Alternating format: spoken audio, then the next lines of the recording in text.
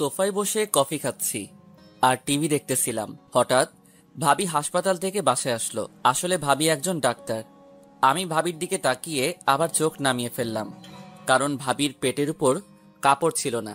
আমি প্রায় সময় দেখি ভাবি আমার সামনে দিয়ে এভাবে হাঁটে।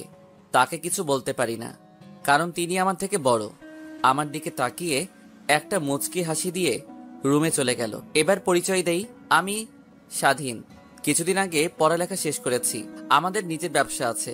বাবা অফিস দেখাশোনা করে, আমি আম্মু বাসায় থাকি। আরো কিছুদিন পর অফিস দেখাশোনা করব। আমার বড় ভাই বিয়ে করছে, কিন্তু সে এখন বেঁচে নেই। আমার বড় ভাই একটা রোড দুর্ঘটনায় মারা যায় আজ 1 বছর হলো। আগে ভাইয়া বাবার সাথে অফিস দেখাশোনা করত, এখন বাবা একাই দেখাশোনা করে। তাই আমি ভাবছি বাবাকে আর অফিসে যেতে দিব না, আমি নিজে অফিস দেখাশোনা করব। এবার আসি ভাবির কথায়। ভাইয়া মারা যাওয়ার পর ভাবির মা বাবা তাকে নিয়ে যেতে চেয়েছে, কিন্তু ভাবি আমাদেরকে ছেড়ে যাবে না। ভাবি ঢাকার বড় একটা হাসপাতালের ডাক্তার। রাতে সবাই মিলে খাবার খেতে লাগলাম, তখন আব্বু বলল, তা আব্বু কবে থেকে অফিস দেখাশোনা করবে? আব্বু, আম্মু ঠিক বলেছে। আমি আরো কিছুদিন পর অফিস দেখাশোনা করব, তারপর তোমাকে ছুটি দিয়ে দিব। ঠিক আছে, তোর যা ভালো মনে হয়। ভাবি, তুমি আমার রুমে কিছু বলবে নাকি? আসলে তোমার সাথে আমার কিছু কথা আছে। কি কথা ভাবি? তুমি কালকে একটু হাসপাতালে যেতে পারবে? কেন ভাবি? আসলে রাস্তা দিয়ে যাওয়ার সময় রাস্তার বখাটে ছেলেগুলো আমাকে দেখে বাজে কথা বলে। তুমি তো গাড়ি নিয়ে হাসপাতালে যাও, তাহলে ওরা তোমাকে খারাপ কথা বলবে কিভাবে? তারা আমার গাড়ি দাঁড় করিয়ে কথাগুলো বলে। তুমি কিছু বলতে পারো না? আমি কি বলবো? তারা রাস্তার বখাটে ছেলে, যদি কিছু করে বসে আমার, তাই কিছু বলতে পারি না। ঠিক আছে, কালকে তোমাকে নিয়ে আমি হাসপাতালে যাব। ওকে, তাহলে তুমি ঘুমিয়ে পড়ো, আমি রুমে গেলাম। ভাবি চলে যাওয়ার পর আমি ঘুমিয়ে গেলাম। ও, আপনাদের তো ভাবির নামটা বলতে ভুলে গেছি। ভাবির নাম নাদিয়া। সকালে ঘুম থেকে উঠে ফ্রেশ হয়ে নাস্তা করে ভাবি আর আমি গাড়ি নিয়ে হাসপাতালে যেতে লাগলাম। হঠাৎ রাস্তার মাঝে কিছু ছেলে দাঁড়িয়ে গেছে। আমি ভাবিকে গাড়িতে বসিয়ে তাদের সামনে গেলাম। কি হয়েছে এখানে? তোকে বলবো কেন, আমরা তো গাড়ির ভিতরে পাখিটাকে দেখতে আসলাম। ও, তার মানে তোরা প্রতিদিন ওনাকে ডিস্টার্ব করিস? করলে তোর কোনো সমস্যা? তাহলে আজকে দেখি তোরা আমার সামনে ওনাকে টাচ করে দেখা। টাচ করলে তুই কি করবি? আগে করে দেখ, তারপর আমি কি করি তোরা সবাই দেখবি। ওই জীবন গাড়ির ভিতর থেকে পাখিটাকে বের করে নিয়ে আইতো, দেখি ও আমাদের কি করতে পারে। আর যদি কখনো শুনি তোরা ওনাকে রাস্তার মাঝখানে দাঁড় করিয়ে খারাপ কথা বলছিস, তখন তোদের উপরে পাঠিয়ে দিব। কথাটা মনে রাখিস। পরে সবগুলো আমার পা ধরে ক্ষমা চেয়ে চলে গেছে। তারা আর জীবনে এমন কাজ করবে না। তারপর আমি গাড়িতে গিয়ে বসলাম। হঠাৎ ভাবি বলল, কি ব্যাপার স্বাধীন, তোমার হাত থেকে তো রক্ত পড়ছে। হয়তো তারা ছুরি দিয়ে কেটে দিছে। তোমাকে কে বলেছে তাদের সাথে মারামারি করতে? তোমাকে ছাড়া আমি কি নিয়ে বাঁচবো? আমাকে ছাড়া কি নিয়ে বাঁচবেন মানে? মানে তোমাকে ছাড়া আব্বু আম্মু কি নিয়ে বাঁচবে, তাই বলছি। আমি মনে হয় অন্যটা শুনেছি। তুমি এমনিই বেশি শুনো। কথা না বলে বসে থাকো, হাসপাতালে যাওয়ার পর হাতে ব্যান্ডেজ করে দেব। কিছুক্ষণ পর হাসপাতালে চলে আসলাম। এখন আর ভাবি বলবো না, নাম ধরে বলবো। নাদিয়া আর আমি হাসপাতালে ঢুকে নাদিয়ার কেবিনে চলে গেলাম। তারপর ভাবি আমার হাতে ব্যান্ডেজ করে দিল। ভাবির সাথে কিছুক্ষণ কথা বলে বাসায় চলে আসলাম। দেখতে দেখতে আরো 5 দিন চলে গেছে। আজকে থেকে অফিসে যাব, আর এখন থেকে নাদিয়াকে অফিসে যাওয়ার সময় হাসপাতালে দিয়ে অফিসে যেতে হবে। এটা আব্বু আম্মুর আদেশ। সকালে ঘুম থেকে উঠে ফ্রেশ হয়ে রেডি হয়ে নিচে গেলাম। সবাই আমার দিকে হা হা করে তাকিয়ে আছে। আমি তো কিছুই বুঝতে পারছি না। আমি কি কোনো এলিয়েন নাকি? আমাকে দেখার কি আছে? কি ব্যাপার, তোমরা সবাই আমার দিকে এভাবে তাকিয়ে আছো কেন? তোকে তো আজকে চেনা যাচ্ছে না, তোকে আজকে রাজপুত্রের মতো লাগছে। দেখতে হবে না ছেলেটা কার? ও কি তোমার একা ছেলে? ও আমাদের ছেলে। বস বাবা, নাস্তা কর। ভাবি কোথায়? নাদিয়া রেডি হয়ে আসছে, তুই নাস্তা কর। না, ভাবি আসলে সবাই একসাথে করব। কিছুক্ষণ পর নাদিয়া এসে বলল, আমি রেডি। আমি ভাবির দিকে তাকিয়ে অবাক হয়ে গেলাম। ভাবিকে দেখতে আজকে পরীর মতো লাগছে। ভাবি আজকে শাড়ি পরেছে। হঠাৎ ভাবি বলল, কি ব্যাপার স্বাধীন, এভাবে তাকিয়ে কি দেখো? ভাবি, আজকে তোমাকে দেখতে অনেক সুন্দর লাগছে। কোথাও যাবে নাকি? আবার দেখি শাড়ি পরেছো। না, কোথাও না গেলে কি শাড়ি পরা যায় না? আমি তা বলি নাই। ওর সাথে বকিস না তো নাদিয়া, বস নাস্তা কর। জি আম্মু। নাদিয়া মা, তোমাকে একটা কথা বলার ছিল, কিন্তু এখন বলবো না, কি কথা বাবা? রাতে বলবো। ঠিক আছে বাবা। তারপর নাস্তা করে বাহিরে এসে গাড়ি নিয়ে নাদিয়াকে হাসপাতালে নিয়ে যেতে লাগলাম। তখন ভাবি বলল, আচ্ছা স্বাধীন, তোমার কেমন মেয়ে পছন্দ? হঠাৎ এ কথা বলছো কেন ভাবি? না, এমনি জিজ্ঞেস করলাম। বলো না, কেমন মেয়ে পছন্দ? আমি এমন একটা মেয়েকে পছন্দ করব যে সব সময় আমার বাবা মাকে ভালোবাসবে, আমাকে ভালোবাসবে, সবার সাথে মিলেমিশে চলবে, আমার অনেক কেয়ার করবে, 5 ওয়াক্ত নামাজ আদায় করবে, কোরআন তেলাওয়াত করবে, নিজেকে সবসময় পর্দার আড়ালে রাখবে। এমন মেয়েকে আমি বিয়ে করব। তুমি কখনো কাউকে ভালোবেসেছিলে? আমি জীবনে প্রতিজ্ঞা করেছি, ভালোবাসলে বিয়ের পর বউকে ভালোবাসবো, বিয়ের আগে কাউকে ভালোবাসবো না। আচ্ছা স্বাধীন, আমাকে তোমার কেমন লাগে? এটা আবার কেমন কথা? তোমাকে তো নিজের ভাবির মতো লাগে, এবং আমি তোমাকে নিজের বড় বোনের মতো জানি। ও, নাদিয়া মনে হয় আমার থেকে এমন কথা আশা করে নাই। যাক, কথা বলতে বলতে ভাবির হাসপাতালে চলে আসলাম। ভাবিকে নামাই দিয়ে আমি অফিসে চলে আসলাম। অফিসে ঢোকার সাথে সাথে সবাই আমাকে অভিনন্দন জানিয়েছেন। আমি আমার কেবিনে চলে গেলাম। তারপর কিছু ফাইল দেখতে লাগলাম। বিকালে অফিস শেষ করে হাসপাতালে চলে আসলাম। এসে সামনে তাকিয়ে আমি অবাক হয়ে গেলাম। দেখি ভাবি একটা ছেলের সাথে হেসে হেসে কথা বলছে। আমার কেমন যেন খারাপ লাগছে। আমার কাছে এমন লাগছে কেন? উনি যার তার সাথে কথা বলুক, তাতে আমার কি? উনি একজন ডাক্তার, সবার সাথে কথা বলতে পারে। আমার গাড়ি দেখে ভাবি ছেলেটাকে বিদায় দিয়ে গাড়িতে এসে বসলো। তারপর ভাবিকে নিয়ে বাসায় যেতে লাগলাম। আজকে প্রথম দিন অফিস কেমন লাগছে? ভালোই, সবাই আমাকে কি সুন্দর করে আপন করে নিছে। ও, আচ্ছা ভাবি, ছেলেটা কে ছিল? তুমি কোন ছেলের কথা বলছো? হাসপাতালের সামনে দাঁড়িয়ে কথা বলছিলে। ও, তুমি ওই ছেলের কথা বলছো? ওর মা অসুস্থ, আজকে তার মায়ের অপারেশন আমি করেছি। তখন সে ছেলেটা বলল তার মা বাঁচবে কিনা, যত টাকা লাগে সে দেবে তার মাকে বাঁচিয়ে তোলার জন্য। ও, তুমি কি বলছো?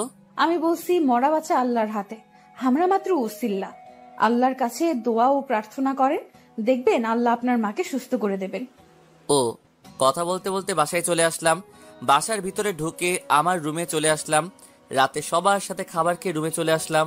তারপর কিছুক্ষণ মোবাইল টিপে ঘুমিয়ে পড়লাম। এবার আপনাদের বলি, ভাইয়া বিয়ে করার পরের দিন মার্কেট থেকে আসার সময় গাড়ি দুর্ঘটনায় মারা যায়। আগে ভাইয়ার সাথে ভাবির প্রেম ছিল, আর আমি তেমন ভাবির সাথে কথা বলতাম না, কারণ মেয়েদের সাথে কথা বলতে আমার লজ্জা করে, তাই ভাবির সাথে তেমন কথা বলি নাই। ভাইয়া মারা যাওয়ার পর ভাবির সাথে আস্তে আস্তে কথা বলতে থাকি। নাদিয়ার বয়স বেশি না, আমার থেকে 1 বছরের বড়।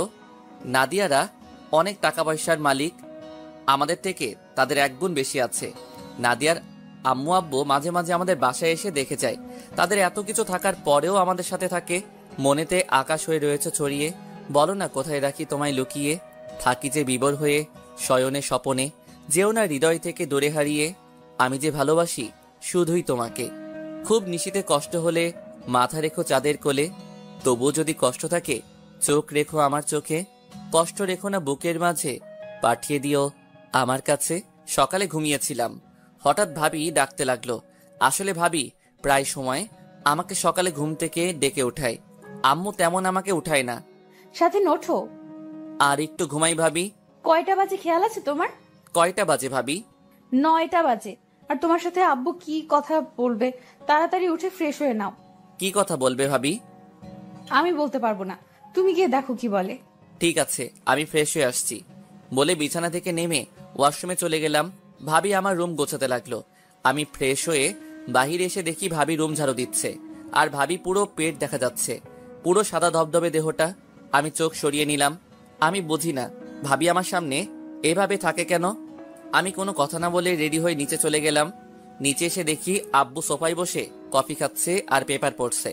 গুড মর্নিং আব্বু। গুড মর্নিং মাই ডিয়ার সন। ভাবি বলল, তুমি নাকি আমার কি কথা বলবে? আগে নাস্তাটা করে নাও। ঠিক আছে আব্বু। আমি টেবিলে বসে নাস্তা করে নিলাম। নাস্তা করে আব্বুর পাশে গিয়ে বসলাম। এবার বলো আব্বু, কি কথা বলবে? আমি যে কথা বলবো তুমি কিন্তু না করতে পারবে না। কি কথা আব্বু? তোকে না জানিয়ে আমরা তোর বিয়ে ঠিক করে ফেলেছি। কি বলছো আব্বু? তা মেয়েটাকে কোথায় থাকে? কি করে? মেয়েটাকে তুই চিনিস? কে সে? নাম কি তার? মেয়েটা আর কেউ নয়, নাদিয়া। কি বলছো আব্বু? তুমি কি পাগল হয়ে গেলে? উনি আমার ভাবি হয়। তুমি এটা কেমন করে বললে? তোর আব্বু ঠিকই বলেছে, তুই বাবা না করিস না। মেয়েটা আর কত এভাবে দিন কাটাবে? জীবন মারা গেছে, আজ 1 বছর হয়েছে। মেয়েটার তো একটা ভবিষ্যৎ আছে। আমরা নাদিয়ার বাবা মার সাথে কথা বলেছি, তাদের কোনো অমত নেই। এটা কেমন করে হয়? বাহিরের মানুষ কি বলবে? আর উনি আমার থেকে বড়। আমি এই বিয়ে করতে পারবো না। ভাবি যদি শুনে তাহলে উনি খারাপ ভাববে। নাদিয়ার সাথে গতকাল কথা বলেছি, ও রাজি আছে। এখন তুই রাজি থাকলেই কাজী ডেকে তোদের বিয়ে পড়িয়ে দিব। কিন্তু আর কোনো কিন্তু নয়, আমরা কোনো অনুষ্ঠান করব না। শুধু তোর বাবা, আমি আর নাদিয়ার বাবা মা থাকবে, আর বিয়েটা আমাদের বাসায় হবে। তোমাদের যা খুশি করো, আমি অফিসে গেলাম বলে বাসা থেকে বেরিয়ে গাড়ি নিয়ে অফিসে চলে আসলাম। অফিসে বসে ভাবতে লাগলাম, আব্বু আম্মু এটা কিভাবে করলো? ওনাকে এতদিন ভাবি বলে এসেছি, এখন তাকে বিয়ে করতে হবে? আমার একটা জিনিস মাথায় আসছে না, ভাবি কেমন করে রাজি হলো? মাথায় কিছু ঢুকছে না। যা হবার হবে। বিকেলে অফিসের কাজ শেষ করে বাহিরে এসে গাড়ি নিয়ে বাসায় চলে আসলাম। কলিং বেল চাপ দেওয়ার পর ভাবি এসে দরজা খুলে দিল। আমাকে দেখে মাথা নিচু করে ফেলছে। আমি কোনো কথা না বলে রুমে চলে আসলাম। রুমে এসে ফ্রেশ হয়ে একটা শার্ট গায়ে দিয়ে বাহিরে চলে আসলাম। পার্কে কিছুক্ষণ ঘুরে বাসায় চলে আসলাম। দরজার সামনে দাঁড়িয়ে কলিং বেলে চাপ দিলাম। এবার আম্মু এসে দরজা খুলে দিল। কি রে, এতক্ষণ কোথায় ছিলি? তোর জন্য সবাই অপেক্ষা করে বসে আছে। আমার জন্য অপেক্ষা করছে মানে? তোর আর নাদিয়ার বিয়ে আজকে রাতে হবে। তোর রুমে শেরওয়ানি রাখা আছে, ওটা পরে তাড়াতাড়ি নিচে আয়। কাজী অনেকক্ষণ ধরে বসে আছে। আজকে বিয়ে মানে? তোমরা বলছো ভাবির আব্বু আম্মুর সাথে কথা বলে কাজী ডেকে বিয়ে দিবে? নাদিয়ার আব্বু আম্মু তারাও চলে এসেছে, তুই তাড়াতাড়ি রেডি হয়ে নিচে আয়। কি আর করার, ভদ্র ছেলের মতো রুমে এসে ফ্রেশ হয়ে রেডি হয়ে নিচে চলে আসলাম। দেখি নাদিয়া সোফায় বউ সেজে বসে আছে আর মাথা নিচু করে আছে। আম্মু হাতের ইশারায় বলল নাদিয়ার পাশে বসার জন্য, আর দাঁড়িয়ে না থেকে নাদিয়ার পাশে গিয়ে বসলাম। তারপর কাজী বিয়ে পড়ানো শুরু করলো। অবাক করার বিষয় হলো, নাদিয়াকে কবুল বলতে বললে সাথে সাথে কবুল বলে ফেললো। তারপর আমাকে বলল কবুল বলার জন্য। আমি কিছুক্ষণ চুপ করে বসে আছি। আব্বু আম্মু আমাকে বারবার বলছে কবুল বলার জন্য। তাদের জোড়াজুড়িতে কবুল বলে ফেললাম। রাতে খাবার খেয়ে নাদিয়ার আব্বু আম্মু, আরে এখন তো আমার শ্বশুর শাশুড়ি হবে, তারা চলে গেছে। আমি ছাদের উপর চলে গেলাম আর ভাবতে লাগলাম, লাস্ট পর্যন্ত নিজের ভাবিকে বিয়ে করলাম। আপনারা হয়তো বলবেন আমি কেন বিয়ে করলাম। আসলে আমি আজ পর্যন্ত বাবা মার কথার অবাধ্য হই নাই, তাই তাদের কথা ফেলতে পারি নাই। তারা কথা দিয়ে ফেলছে। আমি চাই না আমার বাবা মা অসম্মানী হোক, তাই বিয়েটা করে ফেললাম। কিছুক্ষণ পর আম্মু এসে ডেকে নিয়ে গেল, তারপর আমার রুমে ঢুকিয়ে দিল। আমাকে রুমে ঢুকতে দেখে নাদিয়া খাট থেকে নেমে আমাকে সালাম করতে আসলে আমি সরে যাই। ভাবি, তুমি এটা কি করছো? তুমি ভাবি কাকে বলছো? এখন তুমি আমার স্বামী, আর বাসর রাতে স্ত্রী স্বামীর পা ধরে সালাম করা এটা নিয়ম। তুমি কিভাবে বিয়েতে রাজি হলে? আমি না তোমার ভাইয়ের মতো? তাহলে তুমি আমাকে বিয়ে করলে কেন? রাস্তায় হাসপাতালে মানুষে অনেক কথা বলে আমাকে, তাদের কথা শুনে মাথা নিচু করে হাঁটি। তারা বলে আমার তো স্বামী নাই, তাই তাদের সাথে রাত কাটাতে। রাস্তার বখাটে ছেলেরা নানান ভাষায় কথা বলে, তাই বাবা মার কথায় না করতে পারি নাই। ঠিক আছে, তুমি ঘুমিয়ে পড়ো, আমি সোফায় গিয়ে ঘুমিয়ে পড়ি। তুমি সোফায় কেন ঘুমাবে? তুমি আমার সাথে ঘুমাবে। তুমি আমার ভাবি, তোমার সাথে আমি কি করে ঘুমাই বলো? এখন আমি তোমার স্ত্রী, সো এখন থেকে আমার নাম ধরে ডাকবে। চলো, তুমি আমার সাথে ঘুমাবে। আজকে না আমাদের বাসর রাত। তুমি বিছানায় শুয়ে পড়ো, আমি কেমন আনইজি ফিল করতেছি। হঠাৎ নাদিয়া এমন কথা বলল। আমি তো অবাক হয়ে গেলাম। তুমি কি আমার সাথে ঘুমাবে, নাকি এখন আব্বু আম্মুকে ডাক দিব? ভাবি, তুমি আমার সাথে এভাবে কথা বলছো কেন? আর একবার ভাবি বলে ডাকলে মাথা ফাটিয়ে দিব। তাড়াতাড়ি বিছানায় এসো। আমি আর কোনো কথা না বলে বিছানার একপাশে শুয়ে পড়লাম। নাদিয়ার কথা হঠাৎ এমন হলো কেন? আজ 1 বছর তো এরকম দেখি নাই। নাদিয়া লাইট অফ করে এসে আমার পাশে শুয়ে পড়ল, তারপর আমাকে পিছন থেকে জড়িয়ে ধরল। জীবনে এই প্রথম কোনো মেয়ে আমাকে জড়িয়ে ধরল, তাও আবার নিজের ভাবি। থুক্কু, এখন তো বউ। আমার কাছে কেমন যেন লাগছে, প্লিজ আমাকে ছেড়ে দিন। আমার কাছে কেমন যেন লাগছে। তোমাকে ছাড়ার জন্য তো ধরে নাই, তুমি এখন আমাকে আদর করো। আমি পারবো না। বেশি কথা বললে আব্বু আম্মুকে ডাক দেব। কথায় কথায় আব্বু আম্মুকে ডাক দেওয়ার কথা বলো কেন? আসলে আপনার কি হয়েছে? আপনি তো আগে এমন ছিলেন না। সেটা তোমার না জানলেও চলবে। তোমাকে বলছি না আদর করতে আমাকে। আজকে না করলে হয় না? বুঝেছি, যা করার আমাকেই করতে হবে। বলে আমার ঠোঁটের সাথে ঠোঁট লাগিয়ে দিল। আমার ঠোঁট দুটো পাগলের মতো চুষতে লাগলো। যেভাবে চুষতে লাগলো মনে হয় আমার ঠোঁট দুটো চকলেটের মতো মিষ্টি। কিস করতে করতে আমার শরীরের জামা কাপড় খুলতে লাগলো। হায় আল্লাহ, এখন তো আমি মেয়েদের কাছে পুরুষ নির্যাতন হতে আসি। তোমরা কেউ আমাকে ভাবি থুক্কু নাদিয়ার হাত থেকে বাঁচাও। নাদিয়ার এমন কাহিনী দেখে নিজেকে আর কন্ট্রোল করতে পারি নাই। আমিও নাদিয়ার সাথে সাড়া দিতে লাগলাম। আমি নাদিয়ার পুরো শরীরে কিস করতে লাগলাম। নাদিয়া আমাকে শক্ত করে জড়িয়ে ধরে আছে। তারপর বাকিটা আর জানতে হবে না, ইতিহাস হয়ে রয়ে গেল। সকালে ঘুম থেকে উঠে দেখি নাদিয়ার শরীরে কোনো কাপড় নেই, তার বুকের উপর একটা তিল আছে। ওটা আমাকে কাছে টানছে। আমি নাদিয়ার বুকের উপর কিস করতে লাগলাম। নাদিয়া আমাকে শক্ত করে জড়িয়ে ধরলো। সকালবেলা আরেকবার হয়ে গেছে। তারপর দুজনে একসাথে ওয়াশরুমে ঢুকে ফ্রেশ হয়ে নিচে চলে গেলাম। দুজনে দুইটা চেয়ার টেনে বসলাম। আম্মু আমাদের নাস্তা দিল। দুজনে খেয়ে রুমে চলে আসলাম। এভাবে চলতে লাগলো আমাদের দুষ্টু মিষ্টি ভালোবাসা। আমি এখন অফিস দেখাশোনা করি, আর নাদিয়া বাসায় আব্বু আম্মুর সেবা যত্ন করে। দুজনে একসাথে গোসল করে নিচে চলে আসলাম। আব্বু আম্মু টেবিলে আমাদের জন্য অপেক্ষা করতে লাগলো। দুজনে দুইটা চেয়ার টেনে বসলাম। নাদিয়া, মা স্বাধীনকে নাস্তা দাও। দিচ্ছি আম্মু। নাদিয়া আমাকে নাস্তা দিল। তারপর নাস্তা খেয়ে রুমে চলে আসলাম। নাদিয়া আমার পিছন দিয়ে রুমে ঢুকলো। ঢুকে দরজা বন্ধ করে আমাকে জড়িয়ে ধরলো। আচ্ছা, তোমার হঠাৎ এত পরিবর্তন কেন? কারণ আমি যে তোমাকে ভালোবাসি তাই। মানে কবে থেকে? তোমার মনে আছে একদিন একটা বাচ্চা গাড়ির সাথে ধাক্কা খেয়ে পড়ে গেছে, আর তুমি বাচ্চাটাকে নিয়ে হাসপাতালে ভর্তি করিয়ে দিলে? মনে আছে। তুমি জানলে কি করে? তুমি জানো বাচ্চাটাকে? সেটা আমি জানি না। রাস্তায় পড়েছিল, কেউ তাকে ধরছে না, তাই আমি তাকে হাসপাতালে নিয়ে ভর্তি করিয়ে দিলাম। পরে ডাক্তার বলল রক্ত লাগবে। আমার এক বন্ধুর রক্তের গ্রুপের সাথে বাচ্চাটার রক্তের গ্রুপ মিলছিল। তারপর বন্ধুকে ফোন দিয়ে নিয়ে এসে বাচ্চাটাকে রক্ত দিলাম। বাচ্চাটার মা সাথে ছিল। তারপর ওনাকে বলে আমরা চলে আসলাম। বাচ্চাটা আমার বান্ধবী বিথির ছোট ভাই ছিল। যখন আমি আর বিথি হাসপাতালে গিয়ে কেবিনে ঢুকবো, তখন তুমি আর তোমার বন্ধু কেবিন থেকে বেরিয়ে গেছো। আমি ভিতরে গিয়ে আন্টিকে বললাম তোমার কথা। তখন আন্টি তোমার কথা বলে। আন্টির থেকে তোমার কথা শুনে অনেক ভালো লাগলো। তারপর তোমাকে অনেক খুঁজেছি, কিন্তু কোথাও পাইনি।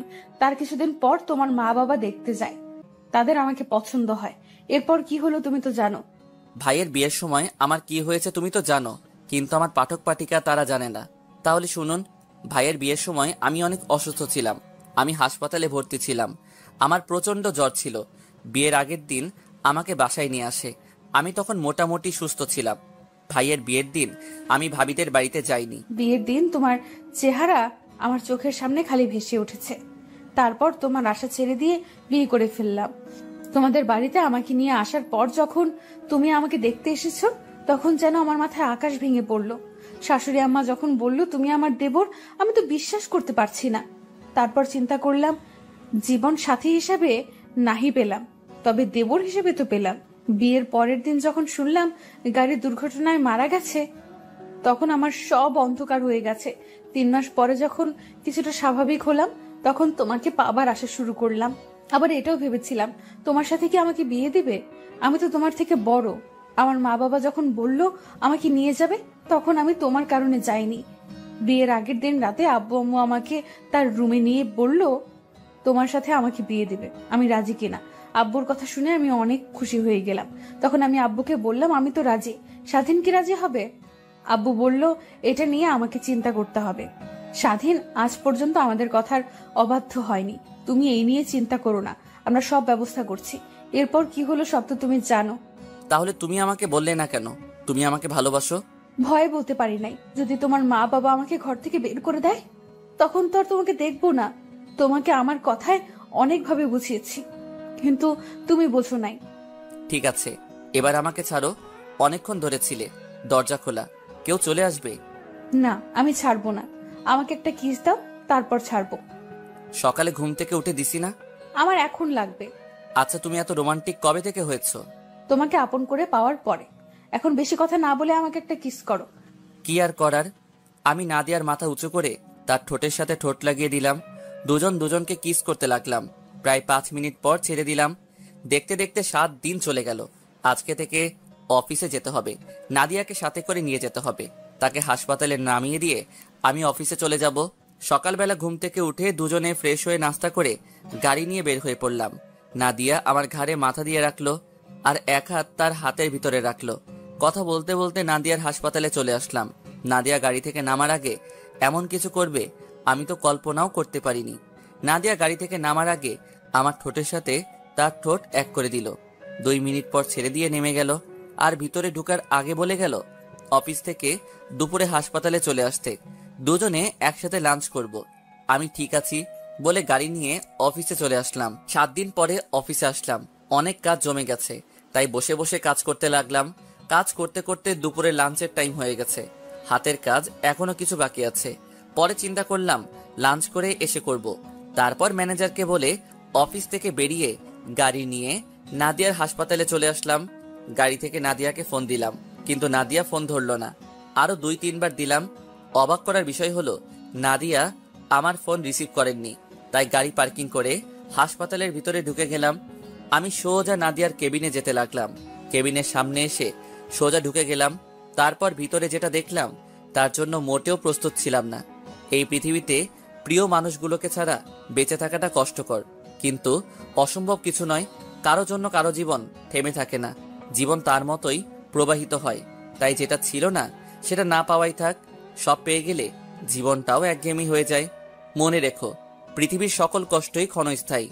কারোর সাথে অভিমান করতে হলে তার উপর মিনিমাম একটা অধিকার থাকা লাগে, না হলে সে কখনোই তোমার অভিমান ভাঙাতে আসবে না। কিন্তু আমি সেটা ভুলে গেছিলাম। 2 দিনের কথা বলায় কারো উপর কোনো অধিকার তৈরি হয় না। যেটা তৈরি হয় সেটা শুধুমাত্র একটা মনুষ্যত্ব ছাড়া আর কিছুই না।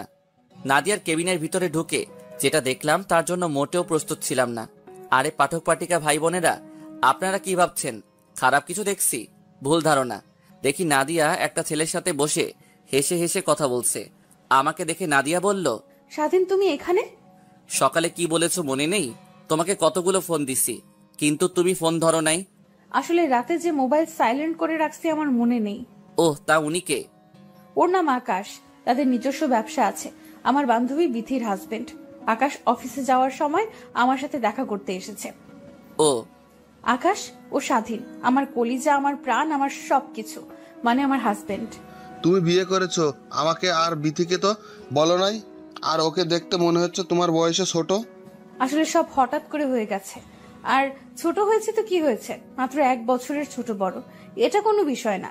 তুমি স্বাধীনের সাথে পরিচিত হও। হাই, আমি আকাশ। নাদিয়া তো আমার বিষয়ে বলেছে। আমি স্বাধীন, আমার নামও বলেছে সাদিয়া। বর্তমানে নিজেদের অফিস দেখাশোনা করি। ও, তো ঠিক আছে নাদিয়া, আমি বাসায় যাচ্ছি। দেরি হলে তোমার বান্ধবী আমার খবর করে ছাড়বে। ঠিক আছে দুলা ভাই, আপনি তাহলে যান। সময় পেলে অবশ্যই আসবেন আমার শ্বশুর বাড়ি। প্রথম কথা হলো আমাকে দুলাভাই বলে ডাকা যাবে না, আমার নাম ধরে ডাকবে। আমরা কিন্তু সমবয়সী। ঠিক আছে, সময় পেলে অবশ্যই তোমার শ্বশুর বাড়ি থেকে ঘুরে আসবো। বিথিকে সাথে করে নিয়ে আসবেন। ও যদি জানতে পারে তাকে না জানিয়ে বিয়ে করছি, তাহলে আমাকে আস্থা রাখবে না। আচ্ছা ঠিক আছে, নিয়ে আসবো। তো স্বাধীন সাহেব, ভালো থাকবেন, পরে আবার কথা হবে। প্রথম কথা হলো আমাকে সাহেব বলা যাবে না। আমার নাম ধরে ডাকলে খুশি হব। আর আমি কিন্তু আপনার থেকে ছোট। ওকে, সমস্যা নেই। আচ্ছা, তোমরা ভালো থাকো। আকাশ কেবিন থেকে বেরিয়ে যাওয়ার পর নাদিয়া দৌড়ে এসে আমাকে জড়িয়ে ধরলো আর বলতে লাগলো, সরি কলিজা, আমার ভুল হয়ে গেছে। আমার মোবাইল সাইলেন্ট ছিল, তুমি রাগ করো না। আমি রাগ করি নাই। ঠিক আছে চলো, দুজনে বাহিরে গিয়ে লাঞ্চ করে আসি। ঠিক আছে চলো। তারপর নাদিয়াকে নিয়ে হাসপাতাল থেকে বেরিয়ে গাড়ি নিয়ে একটা রেস্টুরেন্টে চলে গেলাম। তারপর দুজনে খাবার খেয়ে রেস্টুরেন্ট থেকে বেরিয়ে গাড়ি নিয়ে নাদিয়াকে হাসপাতালে দিয়ে আমি অফিসে চলে আসলাম। এভাবে দেখতে দেখতে আরো 2 মাস চলে গেছে। আমাদের ভালোবাসা আগের মতোই আছে। কেউ কাউকে ছাড়া থাকতে পারি না। এখন নাদিয়া নিজে গাড়ি চালিয়ে হাসপাতালে যাওয়া আসা করে। আমি অফিসের কাজে নানান জায়গায় যেতে হয়, কিন্তু নাদিয়াকে গাড়ি দেওয়ার পর একটু দেরি করে বাসায় আসে। আমরা কিছু বললে হাসপাতালে প্রচুর রোগী, তাই আসতে লেট হয়। আপনারা আবার ভাইবেন না, আমাদের ভালোবাসা কমে গেছে। ভালোবাসা আগের মতোই আছে। বেশি রাত করে আসলেও তার রোমান্টিকতা একটু কমে নাই। সকালে ঘুম থেকে উঠে দেখি নাদিয়া আমাকে জড়িয়ে ধরে আছে। তার চেহারার দিকে তাকালে আমি সবকিছু ভুলে যাই। কেমন একটা মায়া আছে নাদিয়ার চেহারায়। আমি নাদিয়ার কপালে একটা দিয়ে উঠতেই নাদিয়া আমাকে টান দিয়ে খাটে ফেলে ঠোঁটের সাথে ঠোঁট এক করে দিল। তার মানে এতক্ষণ নাদিয়া জেগেছিল। প্রায় 5 মিনিট পর ছেড়ে দিয়ে দুজনে হাঁপাতে লাগলাম। এটা কি হলো? কেন, তোমার কাছে ভালো লাগে না?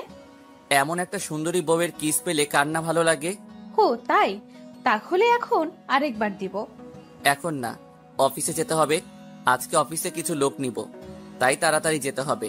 তোমার খালি কাজ। আমিও তোমাকে এখন সময় দিতে পারি না। কি করব বলো? হাসপাতালে অনেক রোগী, তাদের সেবা যত্ন করা আমাদের দায়িত্ব। আমি কি তোমাকে কিছু বলেছি? আমি চাই তুমি সব সময় মানুষের সেবা যত্ন করে যাও। তুমি তো জানো আমি গরিব দুঃখী মানুষের সেবা বিনামূল্যে করি। তাদের কষ্ট আমার সহ্য হয় না। আমি তো জানি আমার জানুটা কেমন। এবার উঠো। তারপর দুজনে উঠে ফ্রেশ হয়ে নাস্তা করে বাসা থেকে বেরিয়ে আমি গাড়িতে উঠতে গেলে নাদিয়া দৌড়ে এসে আমার কপালে চুমু দিয়ে গাড়ি নিয়ে চলে যায়। আমি মনে মনে বললাম, পাগলি একটা। তারপর আমি গাড়ি নিয়ে অফিসে চলে আসলাম। সবাই দাঁড়িয়ে সালাম দিল। আমি সবাইকে বসতে বলে নিজের কেবিনে চলে আসলাম। তারপর ম্যানেজারকে ফোন দিলাম। ম্যানেজার সাহেব, সবাই কি চলে এসেছে? জি স্যার, আমি কি একজন একজন করে পাঠিয়ে দিব? ওকে, ঠিক আছে, দিন। Okay sir. তারপর একজন করে আসতে লাগলো কেবিনে। সবার ইন্টারভিউ নেওয়া শেষ। অনেকেই ভালো ইন্টারভিউ দিছে। অফিসে লোক লাগবে 5 জন, কিন্তু ইন্টারভিউ দিতে আসছে 20 জন। তারপর ভালো দেখে 5 জন রাখলাম। ইন্টারভিউ নিতে নিতে লাঞ্চের টাইম হয়ে গেছে, তাই ভাবলাম নাদিয়াকে একটা সারপ্রাইজ দিব। মানে তাকে ফোন না দিয়ে তার হাসপাতালে যাব। যেই ভাবা সেই কাজ। অফিস থেকে বেরিয়ে গাড়ি নিয়ে নাদিয়ার হাসপাতালে চলে গেলাম। গাড়ি পার্কিং করে হাসপাতালে ঢুকে তার কেবিনে যেতে লাগলাম। এখানে হাসপাতালের সবাই আমাকে চিনে। আমি নাদিয়ার জামাই। আমি সোজা নাদিয়ার কেবিনে ঢুকে অবাক হয়ে গেলাম। দেখি নাদিয়া মনমরা হয়ে বসে আছে। আমাকে তার কেবিনে দেখে দৌড়ে এসে জড়িয়ে ধরে কান্না করে দিল। আমি তো কিছুই বুঝতে পারছি না। নাদিয়া জানো, কি হয়েছে তোমার? তুমি কান্না করছো কেন? আজকে হাসপাতালে আসতে ওই দিনের ছেলেগুলো আমার গাড়ি দাঁড় করিয়ে আমার। কি করেছে আমাকে বলো নাদিয়া। তাহলে শোনো। তাহলে চলুন, কি হয়েছে ওখান থেকে ঘুরে আসি। নাদিয়া বলতে লাগলো, আমি গাড়ি চালিয়ে হাসপাতালে আসতেছিলাম, তখন ছেলেগুলো আমার গাড়ির মাঝখানে দাঁড়িয়ে গেল। আমি গাড়ি দাঁড় করালাম। তখন একটা ছেলে বলল, পাখি গাড়ি থেকে নেমে আসো। আরে পাখি, বসে আছো কেন? শুনছি তুমি নাকি আরেকটা বিয়ে করছো, তাও আবার দেবরকে। তো তোমার দেবর ঠিকভাবে দিতে পারে? না পারলে আমাদের বলো, আমরা খুশি করে দিব। আপনাদের ঘরে মা বোন নেই? রাস্তায় একটা মেয়ের গাড়ি দাঁড় করিয়ে এসব কথা বলতে লজ্জা করে না? ঘরে মা বোন সবাই আছে, শুধু কারোর বউ নেই। আমাদের কোনো লজ্জাও নেই। যদি তোমার জুনিয়র জামাই না পারে, আমাদের কাছে এসো। তখন আমি গাড়ি চালিয়ে হাসপাতালে চলে আসলাম। এসে সকাল থেকে অনেক কান্না করেছি। আমি নাদিয়াকে শক্ত করে জড়িয়ে ধরে বললাম, আমি থাকতে তোমার কেউ কিছু করতে পারবে না, আমার উপর ভরসা রাখো। তারপর নাদিয়াকে নিয়ে হাসপাতাল থেকে বেরিয়ে গাড়ি নিয়ে আগে একটা রেস্টুরেন্টে ঢুকে খাবার খেয়ে বাসায় যেতে লাগলাম। বাসায় যাওয়ার সময় একজনকে ফোন। কাকে ফোন দিলাম কিছুক্ষণ পর জানতে পারবেন। তারপর গাড়ি চালিয়ে বাসায় যেতে লাগলাম আর ড্রাইভারকে ফোন দিয়ে বললাম নাদিয়ার হাসপাতালের সামনে থেকে আমার গাড়িটা নিয়ে বাসায় যেতে। যেতে যেতে হঠাৎ সকালের ছেলেগুলো গাড়ির সামনে দাঁড়িয়ে গেল। নাদিয়ার সাথে আমাকে দেখে বলল, কি ব্যাপার পাখি, সকালে দেখলাম একা গেছো, এখন দেখছি জুনিয়র জামাইকে সাথে নিয়ে আসছো। আমার মনে হয় সকালের কথাগুলো তার জামাইয়ের কাছে বলেছে। এখন মনে হয় তার স্বামী আমাদের কাছে পাখিকে নিয়ে আসছে। তাদের কথা শুনে গাড়ি থেকে একটা রড বের করে সবগুলোকে ইচ্ছে মতো মারতে লাগলাম। সবগুলো মায়ের খেয়ে রাস্তায় গড়াগড়ি খাচ্ছে। হঠাৎ পুলিশের গাড়ি চলে আসলো। স্বাধীন, ওদের ছেড়ে দেই, ওরা মারা যাবে। আমাকে ছেড়ে দেয় রাসেল, আজকে আমি ওদের মেরেই ফেলবো। আমার বউকে এসব কথা বলার সাহস ওরা কোথায় পেল? শোন, আইন নিজের হাতে তুলে নিস না।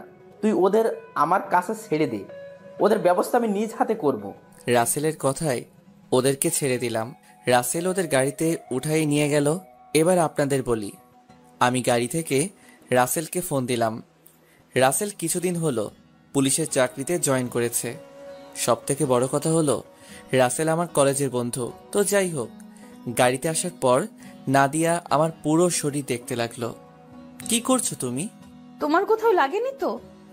আরে আমার কোথাও লাগে নাই, যে মাইর দিছি মনে হয় না একমাত্র বিছানা থেকে উঠতে পারবে। আমি অনেক ভয় পেয়ে গেছি, যদি ওরা তোমার ক্ষতি করতো। ওরা আমার কিছু করতে পারবে না। তারপর কথা বলতে বলতে বাসায় চলে আসলাম। বাসায় এসে কলিং বেল চাপ দিলাম। আম্মু এসে দরজা খুলে দিল। আমাদের দুজনকে দেখে আম্মু হয়তো অবাক হয়ে গেছে। কি রে, দুজনে আজকে এত তাড়াতাড়ি চলে আসলি যে? শরীর খারাপ নাকি তোদের? শরীর ঠিকই আছে, এমনি চলে আসলাম।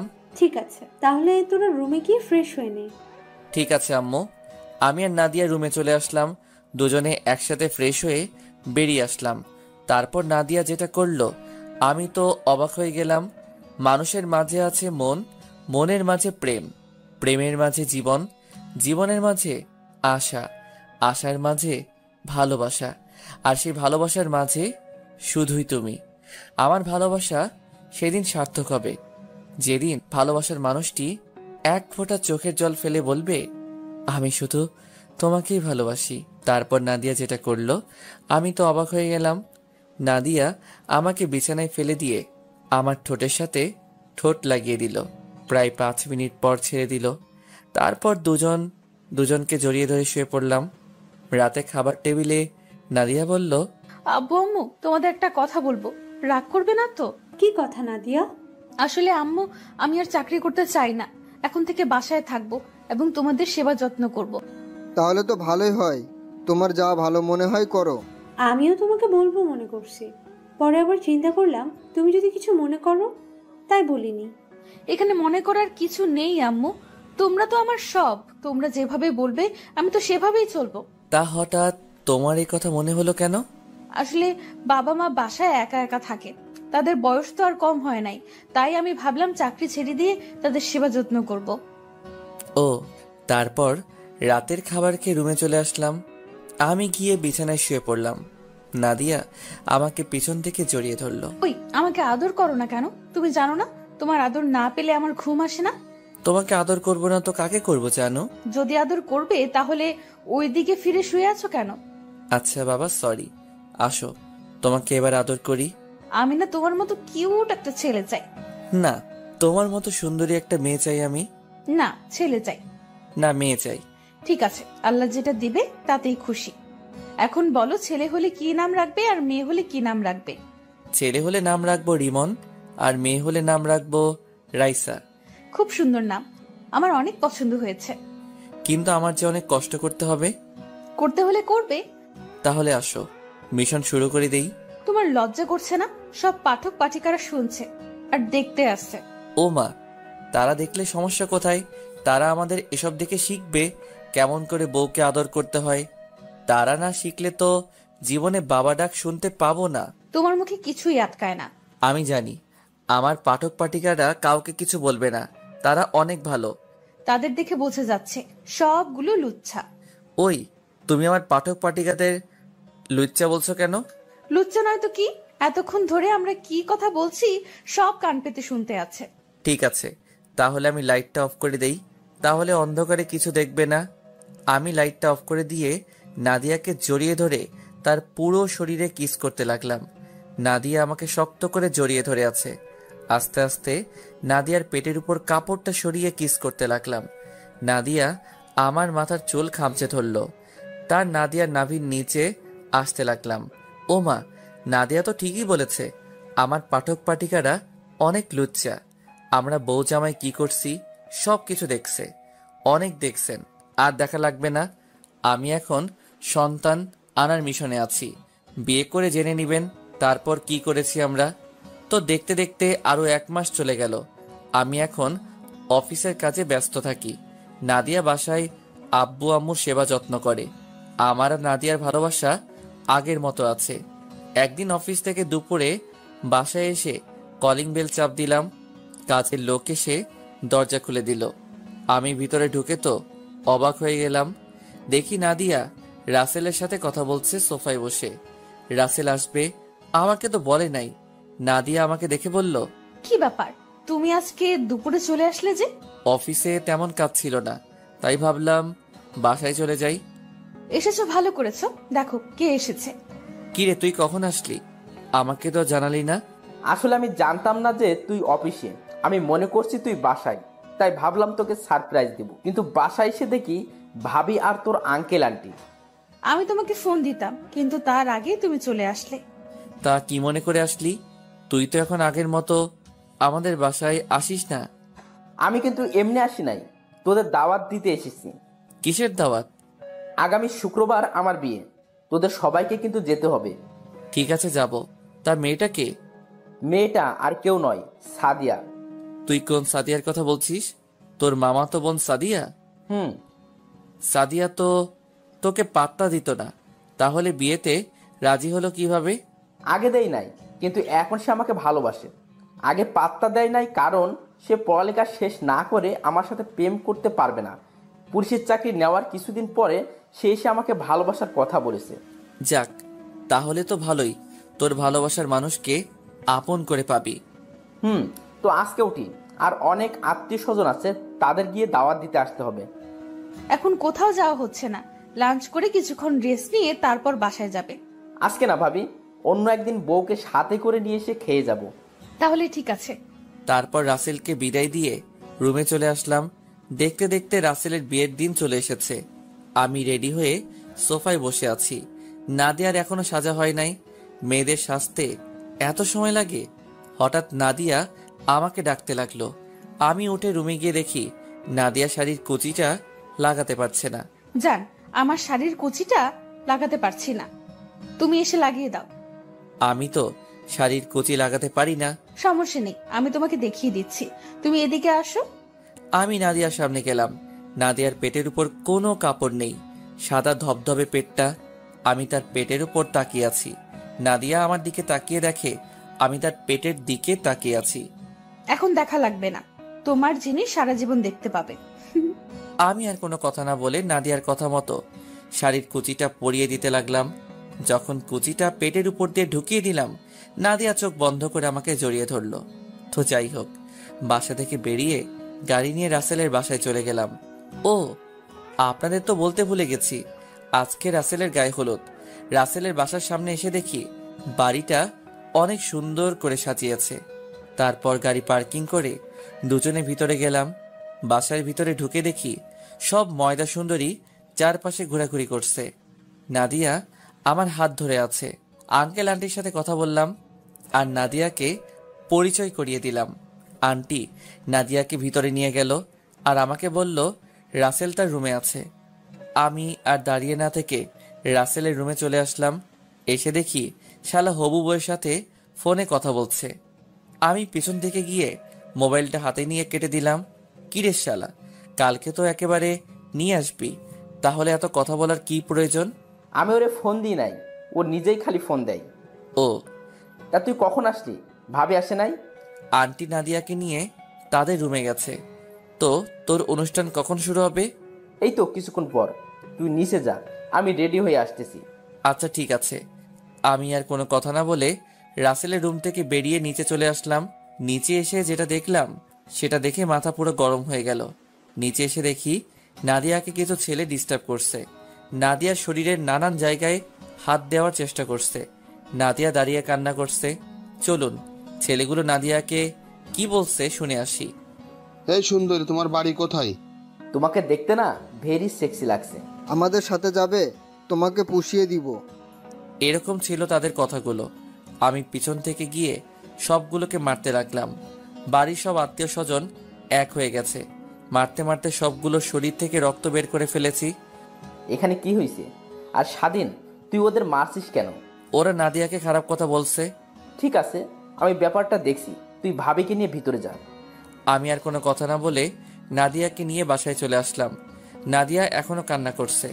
বাসায় এসে কলিং বেল চাপ দিলাম। কাজের লোক এসে দরজা খুলে দিল। আমি আর নাদিয়া নিজের রুমে চলে আসলাম।